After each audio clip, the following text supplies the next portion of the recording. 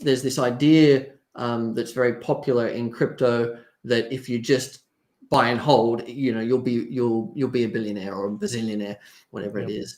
And if you happen to choose the right tokens, that might be true.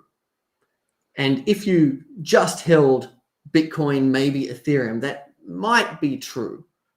But the reality is, this is so new, we don't really know where it's going in terms of the market direction. We know that it's a very strong market. There's a lot of hype right now. But if you do buy and hold, you've got to sit through absolutely gut-wrenching drawdowns.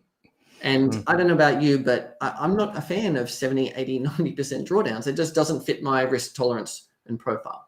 And so I think buy and hold is probably the biggest mistake or risk, because most people will get into that massive drawdown, panic, think they've made a mistake and dump it because they just can't cope.